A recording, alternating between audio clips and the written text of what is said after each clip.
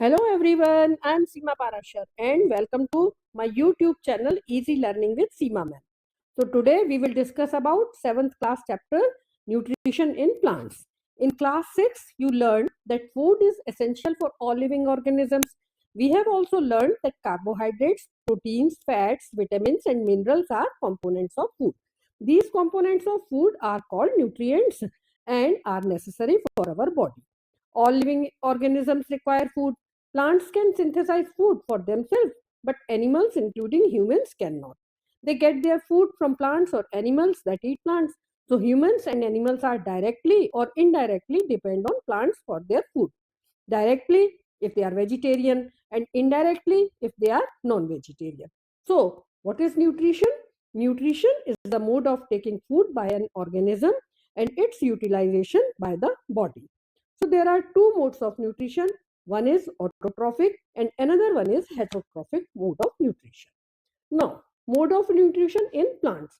How plants prepare their own food? Plants are the only organisms that can prepare food for themselves by using water, carbon dioxide, and minerals. The raw materials are present in their surroundings, in our environment. The nutrients enable living organisms to build their bodies, to grow, to repair damaged parts of the body, and provide the energy to carry out life processes. Now, the mode of nutrition in which organisms make food themselves from simple substances is called autotrophic. Auto means self and trophos means nourishment or nutrition. And we have already discussed that plants make their food. So they are called autotrophs. Animals and most of the organisms take in their food prepared by plants. They are called heterotrophs. Hetero means others. It means they depend on plants directly or indirectly for their food. Now, you may ask where the factories of plants are located, whether food is made in all parts of body, parts of plant or only in certain parts. How do plants obtain the raw materials from the surroundings? How do they transport them to the food factories of plants? So, to find out the answer of all these questions, we will study further. For that, the most important thing is food making process in plants, that is photosynthesis. Okay. Have you ever thought why leaves look green? Yes, the leaves look green because they have chlorophyll that present in the leaf. Chlorophyll is a green pigment that helps leaves to make food. So leaves are the food factories of plants or they are the kitchen of the plant. As we always keep all the material, food material in kitchen, the same thing. The all other parts of the plant, they provide the essential or the raw material to leaf and then leaf prepare food for the complete plant. So, the raw materials must reach the leaf. Water and minerals present in the soil are absorbed by the roots, transported to the leaves. Carbon dioxide from air is taken in through the tiny pores present on the surface of leaf. These pores are surrounded by guard cells, and such pores are called stomata. Now, how water and minerals absorbed by roots reach the leaf? Okay, you must have seen some watering tubes or pipes at home. So, like that, plants also have vessels. Water and minerals are transported to the leaves by the vessels, which run like pipes throughout the root. The stem, the branches, and the leaves, they form a continuous part or passage for the nutrients to reach the leaf. They are called vessels. We will learn more about transport of materials in plants in another chapter. Now, we have already discussed the leaves have a green pigment which is called chlorophyll and it helps leaves to capture the energy of the sunlight. This energy is used to synthesize or to prepare food from carbon dioxide and water. Since the synthesis of food occurs in the presence of sunlight, it is called photosynthesis. Now, photo means light and synthesis means to combine or to prepare. So, we find that chlorophyll, sunlight, carbon dioxide, and water are necessary to carry out the process of photosynthesis. It is a unique process on the earth. The solar energy is captured by the leaves and stored in the part of the plant in the form of food. And humans and other organisms take their food from plants directly or indirectly. So, the process by which green plants make their own food like glucose from carbon dioxide and water by using sunlight energy in the presence of chlorophyll is called photosynthesis. Clear? Now, mechanism of photosynthesis. During photosynthesis, chlorophyll containing cells of leaves in the presence of sunlight use carbon dioxide and water to synthesize carbohydrates. The process can be represented in an equation, and the equation is carbon dioxide plus water is equal to, in the presence of sunlight and chlorophyll, and the products will be carbohydrates plus oxygen. The sun's energy, that is solar energy, is captured by plant leaves with the help of chlorophyll and converted into chemical energy of food. This chemical energy gets stored in the form of plant food. So when we eat or when we utilize the food made by photosynthesis, we actually use the solar energy stored in the form of chemical energy. And sun is the ultimate source of energy for all living organisms. Clear? During the process, oxygen is released. The presence of starch in leaves indicates the occurrence of photosynthesis, and starch is also a carbohydrate. And we can't imagine life on earth in the absence of photosynthesis. In the absence of photosynthesis, there would not be any food, and the survival of almost all living organisms, directly or indirectly, they depends upon the food made by the plants. Oxygen, which is essential for the survival of organisms, is produced during photosynthesis. So, in the absence of photosynthesis, life would be impossible on Earth.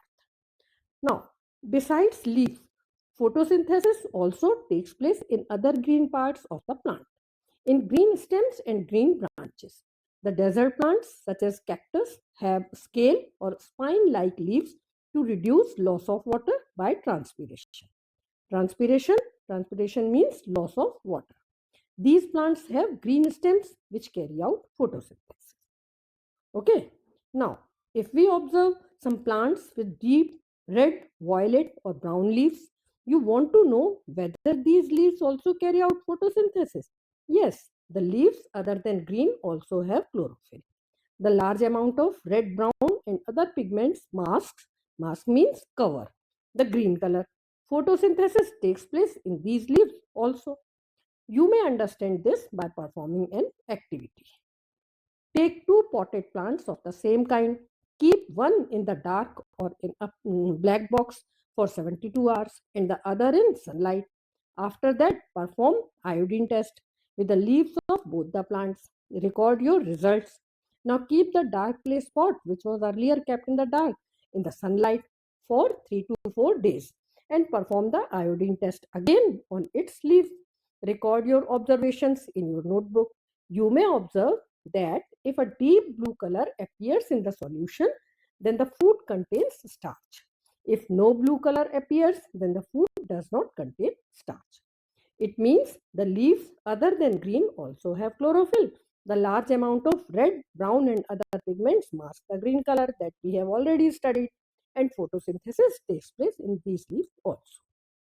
Now, you often see slimy green patches in ponds or stagnant water bodies. These are generally formed by the growth of organisms called algae.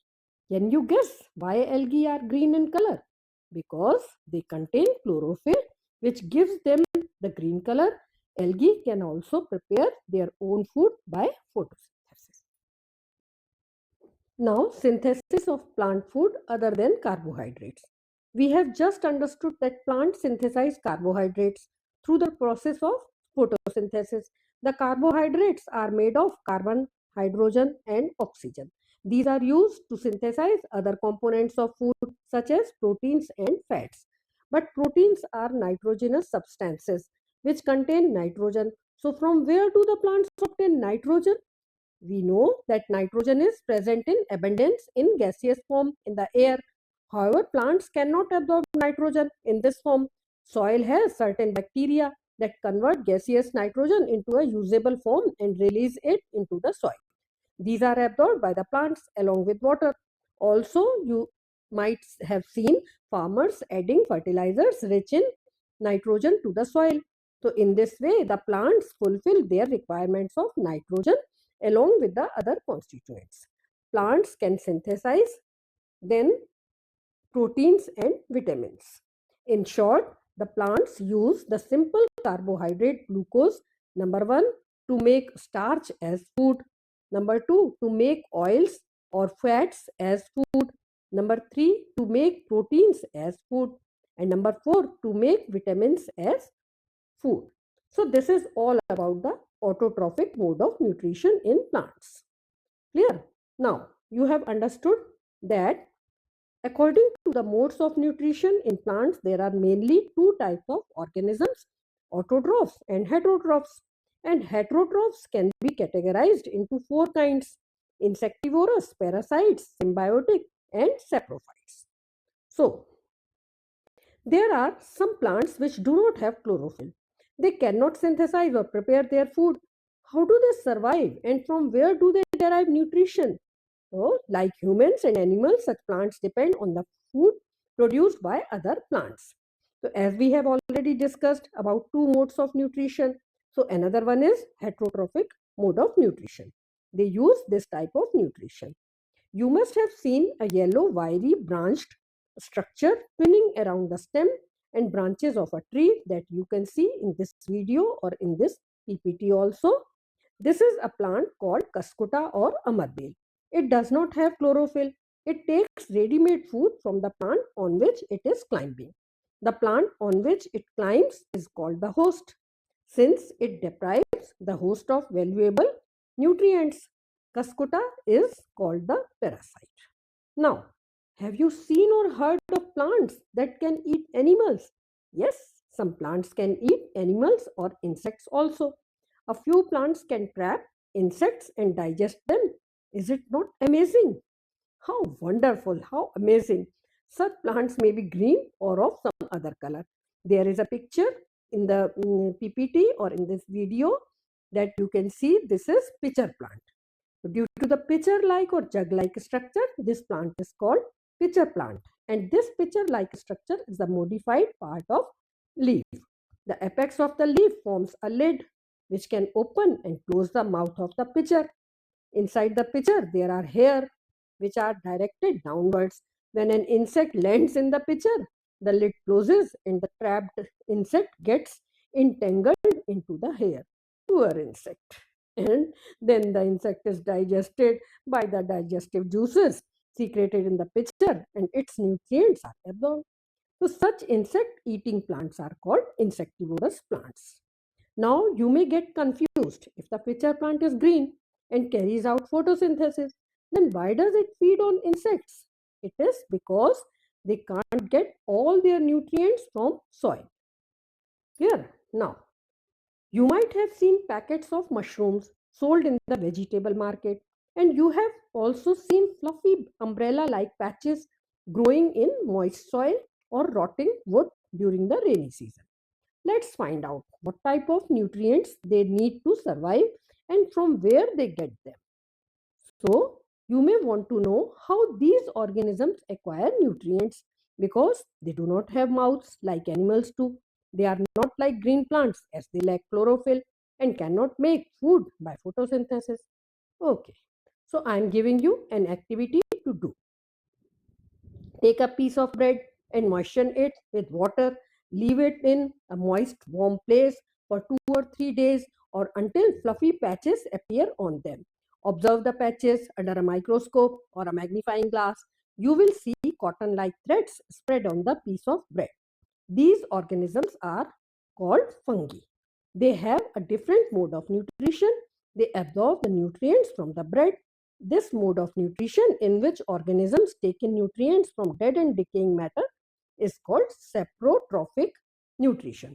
And such organisms with saprotrophic mode of nutrition are called saprotrophs, or they are saprophytic plants.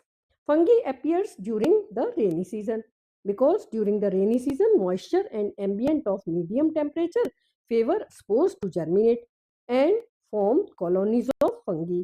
The fungal spores are generally present in the air. When they land on wet and warm things, they germinate and grow. Fungi also grow on pickles, leather, clothes, and other articles. They are left in hot and humid weather for long time. During the rainy season, they spoil many things. You may ask your parents about it. Wheat fields can be spoiled by a fungus.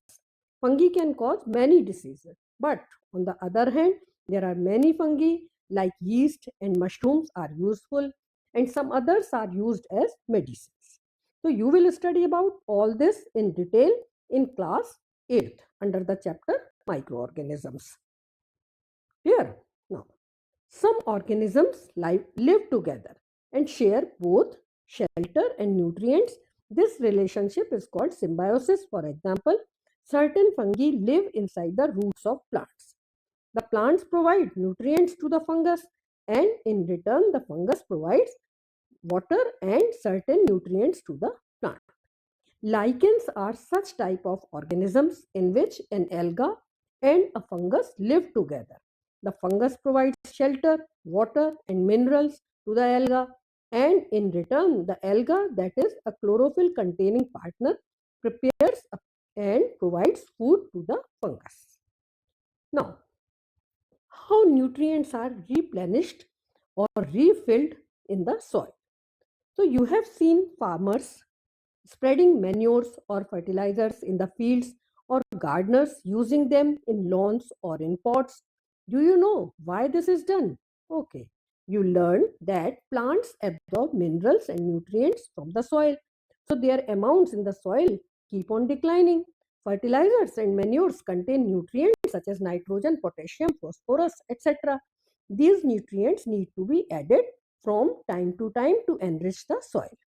We can grow plants and keep them healthy if we can fulfill the nutrient requirements of plants. Usually, crop plants absorb a lot of nitrogen and the soil becomes deficient in nitrogen. We know that though nitrogen gas is available in plenty in the air, but plants cannot use it in that manner as they can use carbon dioxide. They need nitrogen in a soluble form. The bacterium called rhizobium can take atmospheric nitrogen and convert it into a usable form. But rhizobium cannot make its own food, so it often lives in the roots of gram, peas, moong, beans, pulses, and other legumes. They are called leguminous plants and provides them nitrogen. In return, the plants provide food and shelter to the bacteria. So these plants and bacteria have a symbiotic relationship.